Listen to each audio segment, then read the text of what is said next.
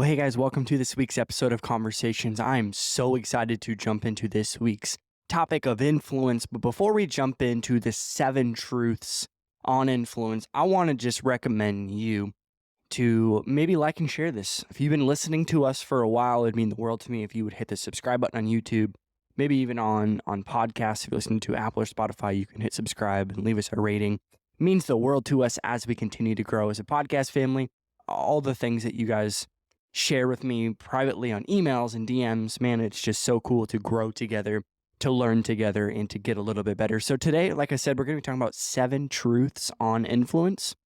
I believe this word influence is used a lot, even on this podcast we've talked about a lot, but I haven't really shared just some absolute truths on influence. I believe right now, what we would describe as influence might not even be influence, or maybe it is. So man, we fight for it, we pay for it, study how to get more of it. Our world measures it, ranks it, and ascribes it to people for foolish reasons.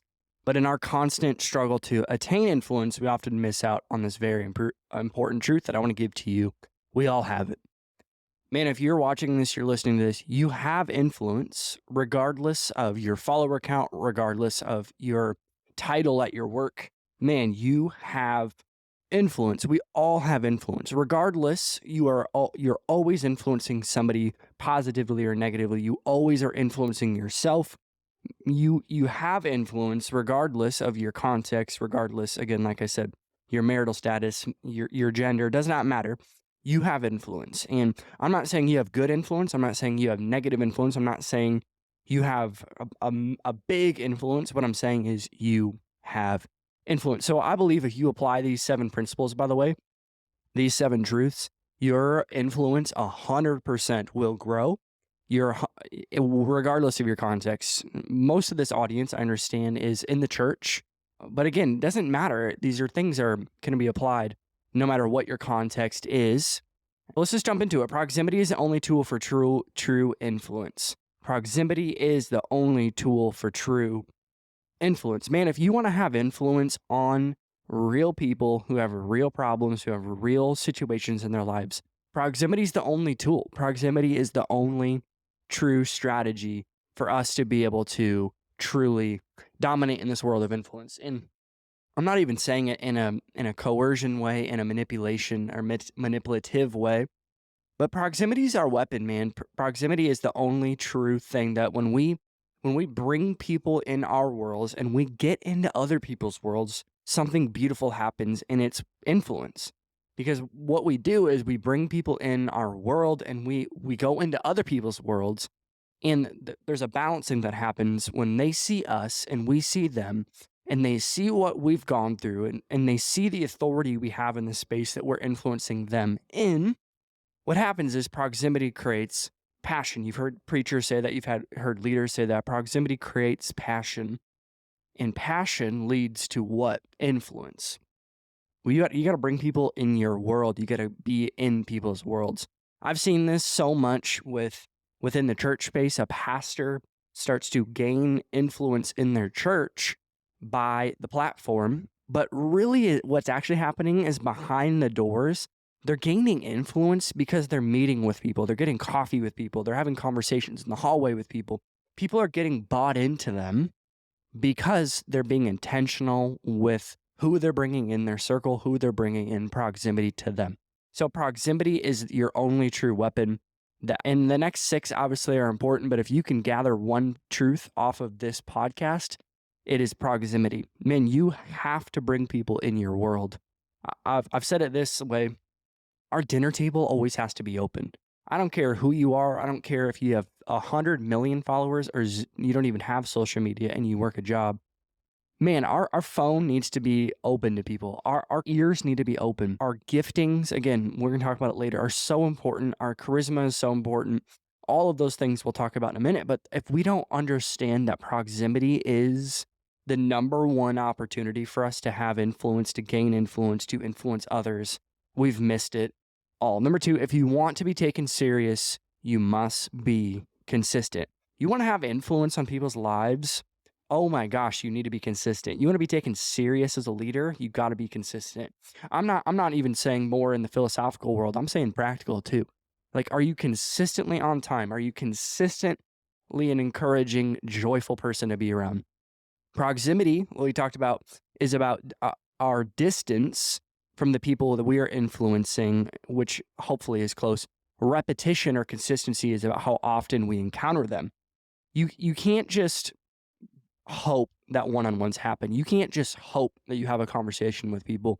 You got to be consistent, and you got to have it in your routine to encourage and to speak into the people in your world. I, maybe 5 years ago, was served on a youth team in our church plant, and I had it on my calendar. Every morning on Mondays, I would text the team individually something that I saw they did on Sunday that encouraged them. Man, I saw you doing this, and man, it blessed me when I saw the kids smile when you walked over to them, because I just know how much of an impact you're making.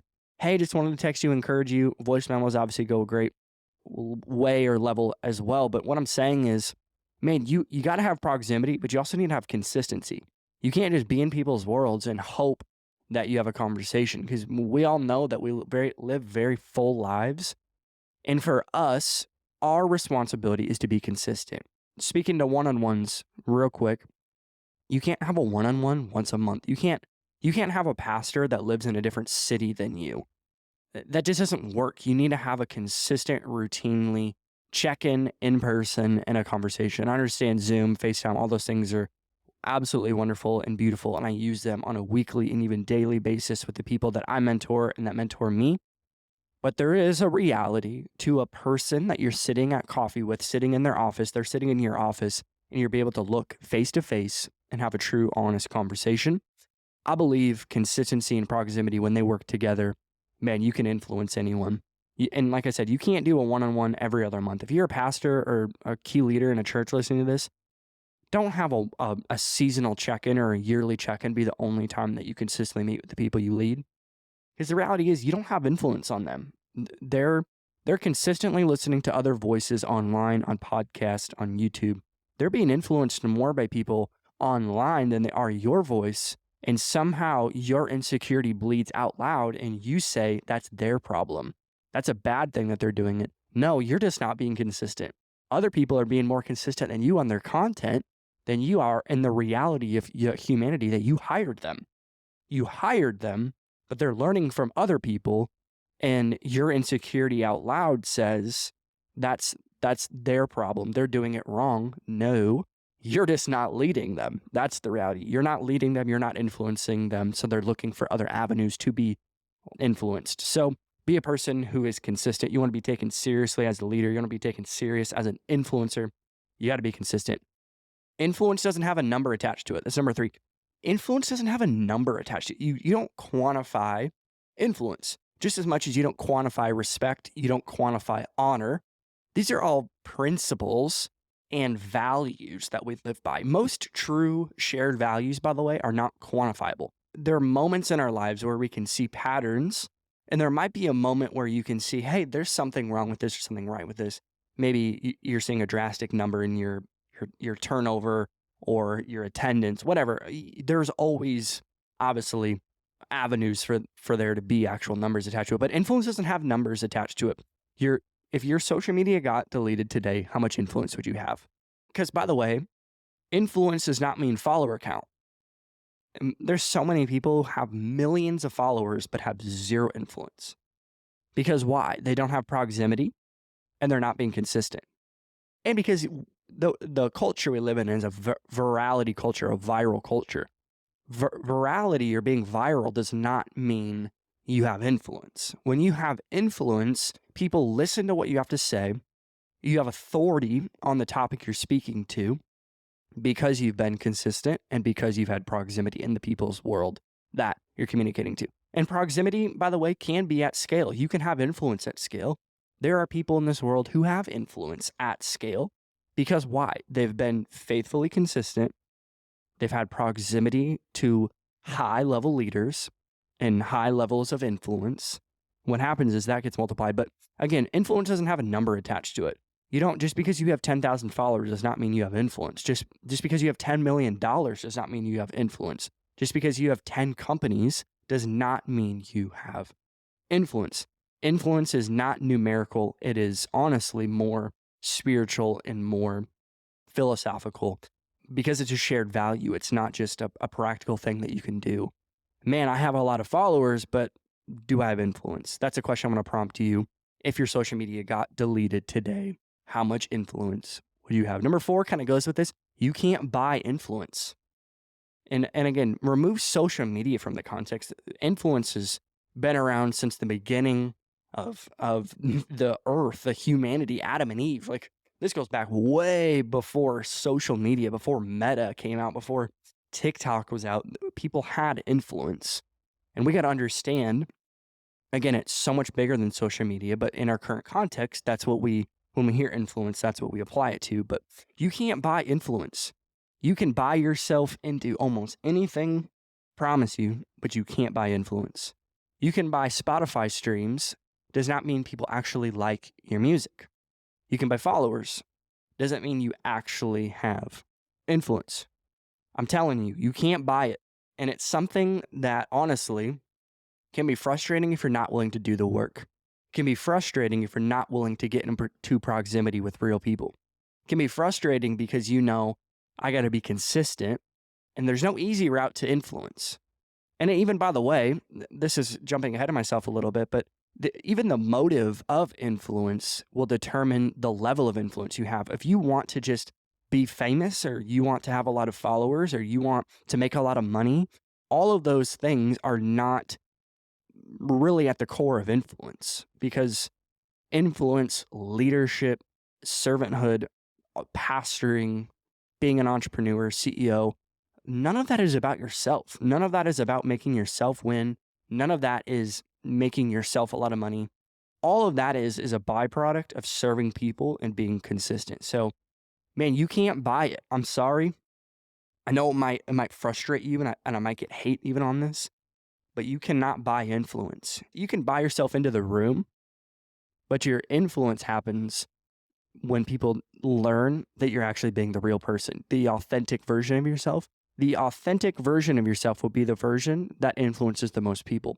The question is whether that authentic, real version of yourself can actually carry yourself through that conversation, through that meeting, through that Zoom call, through that sales call.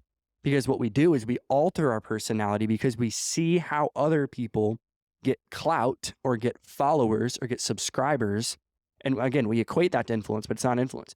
But we see that pattern and we say, I want that because X, Y, Z, whatever variable, whatever outcome you saw that you love, followers, money, celebrities, whatever. And you say, I want that. They preached at that conference. Let's go church for a second. They preached at that conference because they have influence. So I want to have influence so I can preach at that conference. Okay. Here's the problem with that. If you want to do what they do, you got to do what they did. They didn't just start preaching at Passion or preaching at Elevation. They started preaching at chapels with 5 people 20 years ago. And we're expecting the outcome, but we're not consistent and we don't have proximity with real people. So the problem is, once you get to that level, once you manipulate your way in, now you have to sustain it.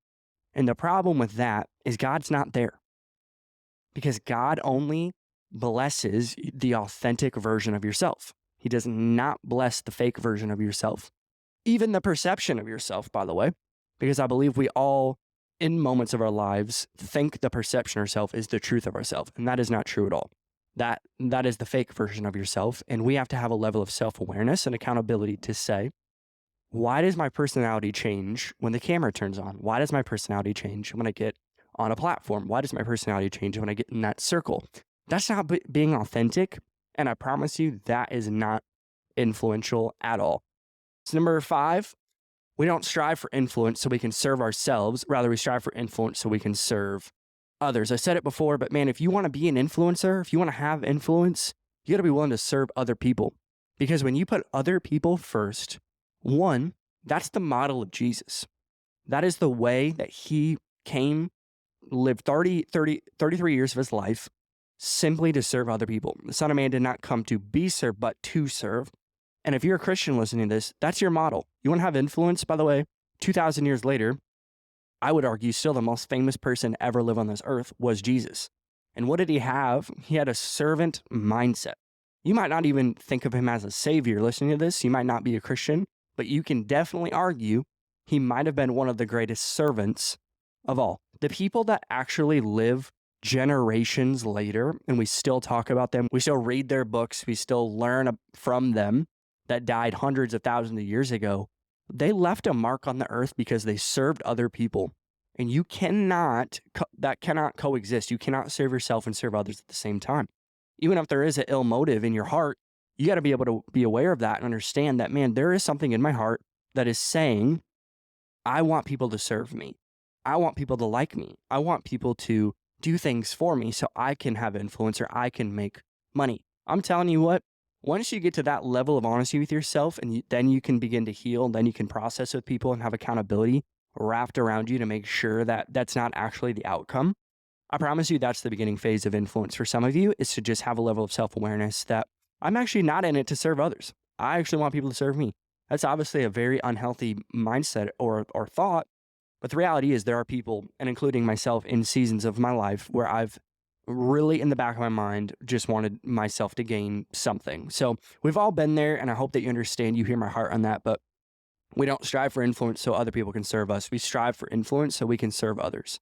How much impact do you truly want to make? At the end of the day, when you're 98 years old and you're on your deathbed and you're thinking about, man, how much impact did I leave on this earth? Or how much money did I accumulate?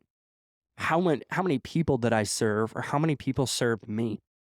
I know what I know what I want to process on my deathbed in 80 years, but I don't know about you, but I want to make an impact for other people so other people can experience the person of Jesus through my servanthood. So you don't strive for influence so other people can serve you. You strive for influence so other people can be served by you. Number 6, if you want genuine influence, you have to be genuinely followable. Oh my gosh, there are so many people who want to have followers, want to have employees, want to even be an influencer, but they're not really followable. You think about the private life of your life. Man, yes, the public life, but what does my private life look like? I promise you, that would be the reflection of the level of influence you carry. We all want to have influence, but do we all want to carry integrity? We all want to have influence, but do we actually respect other people so much so that we won't gossip about them? Do we all want to have this big level of influence that, man, when we speak, people listen. When we speak, there are weight to our words. The problem is, in private, that's actually where this level of influence is being shaped or being built. I always talk about this.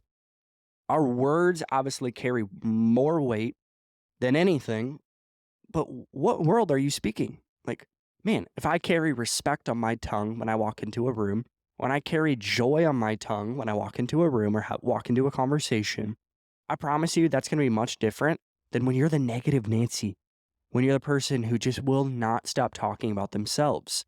And again, you want to have real influence, you have to be really followable. And again, being a leader is having people follow you. You want to see a test of your leadership, turn around. You want to know if you're actually a leader, turn around. And turn around and see the people who are following you because they want to, not because they have to. If they're just following you because they know that they are getting a paycheck, they're not following you. They might be following you because they have to, but man, are they not following you because they want to. And a test of that, by the way, is can you hang out outside of office hours or have a conversation outside of just what you do together? Because more importantly, what we do together, it's about who we're becoming on the journey of what we're achieving. And if we can achieve something together collectively, but also become close and become friends, and I'm not saying that's going to happen every single time. You're not going to be best friends with everyone who works for you. I understand that. What I'm saying is, though, are you actually followable? Like at the end of the day, when you turn around and you see one person following you, that means you are influencing somebody. The problem is when you turn around and nobody's there. And there is a difference, by the way, of gaining crowds and gaining followers. Many people know how to build crowds because of their charisma, because of a monopoly on whatever niche they're in, they're the only voice. But I'm telling you, that is not influence. Influence says when I speak, people listen. Influence says when I say something, they do it. They don't even have to ask. Influence says, hey, when I walk into the room, what is the emotion that's being felt collectively?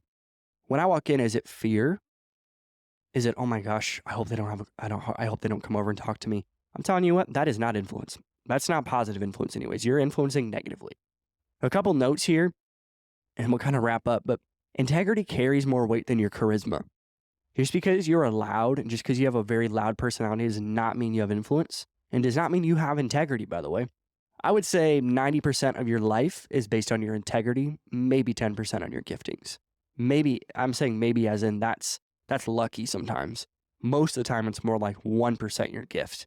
Because your gift really doesn't mean anything if there's no integrity attached to it. Your gift doesn't mean anything if you're a horrible person and you treat people very poorly. Because people want to be treated, what? With love, with kindness, with grace, with mercy. Man, you better give the level of grace to people that you hope that if you were in their context, you would be receiving. Because I'm telling you what, when the shoe flips and when you're on their side of the table having that conversation and you're being a rude, mean person to them, man, I hope that you experience the other side of it too, to understand that in those moments, in the worst moments of your life, in the worst season of your life, what's going to happen? You're going to get it back, and it's not going to be good. And I promise you, Simon Sinek always has this conversation of, man, what type of leader would you rather follow? 2 leaders here, example. Number 1, the person is not meeting their sales goals. And the boss comes in and goes, hey, you're not meeting the sales goals. You need to meet the goals or else you're going to get fired. That's it. Or, hey, I see a pattern of you not meeting your sales goals. What's going on? Can you tell me more about your current context, maybe even outside of work, to help me understand, man, we know what we are attaining together, and I'm seeing you not attain that. I want to know, more importantly, besides the numbers and goals, man, how are you doing? To me, the first person, I guarantee you, does not have influence and guarantee you does not have followers. The second person is a servant leader, and servant leaders will always have followers. Because again, look at the person of Jesus. He came to serve other people, and now what does he got? 4 billion people following him? So there's got to be some merit in that versus somebody who is only after themselves and getting theirs. I get it. It's 2024. You want to get your bag. You want to do your thing. But I'm telling you what, you get behind somebody else's thing. You get behind somebody else's mission. You get behind someone else's, whatever they're passionate about, and serve them. I promise you they will serve you as well. Listen more than you talk, by the way. You should truly have a scale in your mind when you're talking to somebody and they're talking and you're talking, you're having a conversation. They should be talking more than you. Keep a scoreboard in your mind. And at the end of the day, at the end of the conversation, if you talked more than them, you did not win. You're especially not winning if you're the leader. A leader should be listening more than you talk. You've heard it so many times. You have 2 ears and 1 mouth for a reason, because you should be listening more than you talk. And the last one here, impressing people doesn't breed influence. Number 7, impressing people doesn't breed influence. Impressing people, man, there's moments where we have to walk into a room. I understand that there's a level of, man, we should dress nice. We should be appropriate. We should use proper language. We should have etiquette. All of those things. What I'm saying is, though, it doesn't breed influence. You want to have influence, you got to serve people. And again, I do not be the person who shapes their personality or shapes the way you talk in certain rooms. I understand context is everything, but don't try to impress people, because people get impressed by what? The external things that you can shape their perception on. I don't want to shape perceptions. I want to be myself. I want to be authentic. I want to be the real version of myself. And again, being the real version of yourself might offend people and it might upset people, but you're upsetting the insecure, broken, prideful people who are thinking or calling whatever you're experiencing pride. Well, you being authentic, and again, I'm not saying your personality is aggressive, so you're going to be rude. That's not what I'm saying. I'm an Enneagram 8. I'm defaulted to be an aggressive, very direct, confrontational person. That does not give me an excuse to always be that way. That is not a real world example. And again, that's just an excuse for you to be a rude person. Please do not do that. But what I'm saying is stop trying to impress people. Just try to serve people, man. Every conversation you're walking into, every single interaction, man, if you think about how can I empower this person to feel more confident, to feel more secure, to respect me because I respect them. In the scriptures, we always say this, give honor where honor's due. Apparently, it's only when you have a guest preacher. It's kind of a joke, but the reality is that's the only time you ever hear it. It's just Bible. And for me, I go, yeah, give honor where honor's due. That doesn't mean I'm going to give honor. Honor just means weight to every person, every interaction. You better bet that I'm going to show respect and I'm going to show listening ears. I'm going to be engaged. I'm going to give you as much eye contact as I can. I'm going to be locked into that conversation, even if it is a 30-second interaction in the hallway. I promise you, I will do my best, and you should as well, to be the person other people want to come with their problems. Man, when somebody's going through something, when somebody's going through hell, are they calling you or are they not? And what I'm saying is, usually the people who you call when you're going through really hard times are the people who you're being influenced by. What I'm trying to say, the people who are influencing you are usually the people we default to because we feel safe around them, because we trust them, because we respect them. I want to be that type of person. I want to be that type of friend. Remove all the leadership stuff. Remove the pastor, the CEO. Just a friend. Are you the friend who people reach out to because they're struggling? Are you the friend who reaches out to people when you're struggling? And what I'm saying is, influence cannot be bought. Influence does not mean follower account. Influence means, am I serving the people in proximity to me, whatever context that means? And again, am I being consistent? Am I being consistently the authentic version of the way God shaped me to be? And just a caveat here as we wrap up, your personality needs to be submitted to Jesus. Your giftings, all of that is submitted to Jesus.